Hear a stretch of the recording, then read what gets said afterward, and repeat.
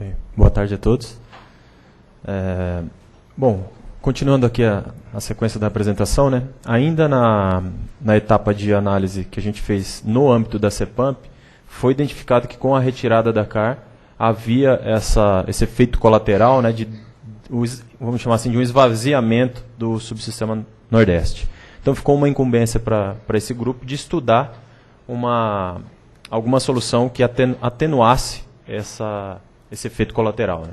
Então a gente trouxe aqui um estudo onde a gente vai mostrar, aqui eu vou começar pelos resultados que a gente conseguiu para o PMO de março de 2013, mostrando o comportamento dos resultados em todo o sistema, não só restrito ao Nordeste, quando você representa essa restrição operativa da vazão mínima, né? Então, nesse gráfico, a gente tem, aqui eu estou falando de armazenamento, a evolução temporal do armazenamento, e a curva em preto, aqui embaixo, que serve como referência, ela mostra o armazenamento de um caso rodado com CIVAR, mas sem nenhuma penalidade. Então, o caso CIVAR, com a parametrização definida de 50/25, é a referência para esse gráfico, e todas as outras curvas acima são curvas obtidas com a penalidade de vazão mínima sendo utilizada, partindo de valores aqui desde R$ 500 e seguindo os 4 patamares da função de custo de déficit. Então, está em degradê aqui, né? A curva mais escura, a gente tem um aumento de mais de 10% no armazenamento do subsistema Nordeste ao utilizarmos uma penalidade equivalente ao 4º patamar da função de custo de déficit.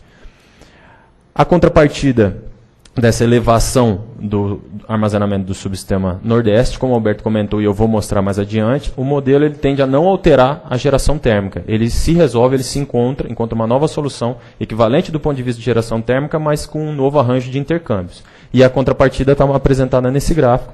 De novo, a curva em preto é a referência do caso CIVAR 50/25 sem penalidade, e a curva mais escura aqui embaixo mostra um depressionamento do subsistema Sudeste para atender aquele requisito que é mais forte, que é mais latente no subsistema Nordeste. Então essa é a contrapartida. Aqui vou mostrar para vocês a evolução temporal da própria energia de vazão mínima, com o caso aqui, de novo, sempre a referência 50/25 sem penalidade, havia vales na determinação da vazão mínima, vales esses que poderiam não atender uma meta pré-estabelecida. E ao adotarmos a penalidade, a gente vê que esses vales praticamente desaparecem. Aqui, esse gráfico mostra a violação ao atendimento da meta de vazão mínima. Então, a violação aqui acentuada na curva de referência, e ao adotarmos a penalidade, essa violação tende a cair, aqui praticamente sumindo quando utilizada o 4º patamar de custo de déficit. Como eu havia comentado, mas não tinha mostrado ainda, a geração térmica tende a permanecer praticamente a mesma, então não há alteração nesse resultado, aqui para o subsistema Sudeste, e também para o subsistema Nordeste, a geração térmica permanece praticamente igual. E aqui, como eu havia comentado, é onde o modelo acha a nova solução para atender a vazão mínima a partir de um rearranjo dos intercâmbios. Aqui intercâmbio do Sudeste para o Nordeste e aqui intercâmbio do subsistema Norte para o subsistema Nordeste. Evolução temporal do CMO, a gente mostra aqui também que, como não há impacto na geração termoelétrica, praticamente não há alteração no comportamento do CMO do subsistema Sudeste e também não há alteração significativa no CMO do subsistema Nordeste. Aí a gente foi... Bom, então isso aqui, até o momento, todos os resultados, todas essas análises sendo feitas com base nos resultados do New Wave. O interesse de muitos agentes é no resultado do Decomp. Principalmente no PLD, né? O que isso significa de impacto no PLD? Então aqui está dando para ver, né? Não precisa puxar essa janelinha um pouquinho mais para cá. Não é para esconder o tempo não, tá? Vou respeitar o tempo. É só para ficar mais clara a visualização. Então aqui a primeira coluna é o CIVAR 50/25 sem nenhuma penalidade. Penalidade equivalente ao 3º patamar da função de custo de déficit, e aqui é o 4º patamar. Vocês vejam que não houve alterações significativas, exceto uma pequena elevação aqui no subsistema Nordeste e Norte. A gente investigou também qual é o efeito no armazenamento projetado pelo sistema Decomp, né, pelo modelo Decomp. Então, esse gráfico, ele mostra o mês determinístico, o primeiro mês do Decomp, o volume inicial de partida, isso aqui é a RV0 de março, a primeira semana operativa de março, e o volume final do primeiro mês. A gente olhou a discretização mensal do Decomp. Então, a gente nota que aqui no Nordeste, em um mês,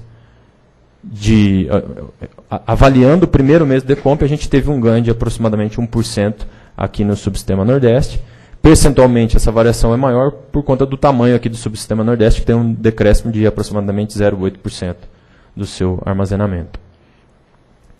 E aqui é uma continha de chegada só para mostrar que isso aqui são resultados do Decomp, né, que o deplecionamento em energia no sistema Sudeste foi equivalente ao replecionamento no subsistema Sul e Nordeste.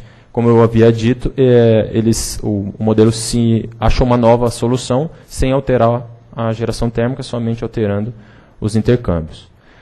Essa primeira etapa do que eu mostrei dos resultados do PMO de março, a gente sempre teve como referência aquela curva preta que foi o CIVAR 5025. Agora eu vou mostrar o PMO de julho de 2013, onde a referência passa a ser a CAR5. Então aqui a evolução temporal do armazenamento, todas as curvas que estiverem em vermelho, não sei se está dando, é melhor ver nesse projetor aqui, né? As curvas em vermelho se referem a, deixa eu ver aqui que está mais fácil, a CAR5. E as curvas em azul, CVAR. Sempre que a curva pontilhada é o caso rodado sem penalidade e a curva cheia é o caso com a penalidade equivalente ao quarto patamar da função de custo de déficit. Então vocês notem que a curva azul aqui, ela tinha um vale bastante acentuado, que é a curva do CIVAR sem penalidade. Ao adotarmos a penalidade do quarto patamar, a gente volta a ter um desempenho semelhante ao que tínhamos com a CAR5, o armazenamento do subsistema Nordeste. De novo, a contrapartida está no subsistema Sudeste, onde a linha cheia, que é a linha com a penalidade de vazão mínima sendo aplicada em todos os subsistemas, ela vem um pouquinho abaixo da linha pontilhada, mas ainda assim acima da curva anterior que a gente tinha com a CAR5. Trabalhando, portanto, com o reservatório do Sudeste mais cheio. De novo, mostrando a evolução temporal da energia de vazão mínima, os vales acentuados que a gente já tinha mostrado para o PMO de março. Aqui no PMO de julho o resultado era semelhante. Ao adotarmos a penalidade, a gente volta a ter um desempenho semelhante ao que tínhamos com a CAR5 também. O CMO, é interessante avaliar aqui, na curva vermelha aqui embaixo, o salto do CMO, né, o incremento mais acentuado no CMO, se dá com a utilização do CIVAR. Ao utilizarmos a penalidade para a representação da vazão mínima, o salto não é mais tão grande. Para o Sudeste e para o Nordeste também uma característica semelhante. De novo, aqui para o PMO de julho, não houve alteração significativa na geração térmica nem do Nordeste, nem do Sudeste, ambas superiores à referência que a gente tinha da CAR5, portanto mostrando, né, o funcionamento aí do CIVAR 5025. E agora os resultados do Decomp. Aqui o impacto no custo marginal de operação, com a penalidade do quarto patamar de custo de déficit, uma variação um pouco mais significativa no Sudeste, Nordeste e Norte, aqui nessa solução, eles estavam acoplados, né, exceto o Sul, que teve uma queda aqui. Então, não é uma alteração significativa, porque grande parte desse aumento já é proveniente da introdução do CIVAR no Decomp. É isso. Ó, ainda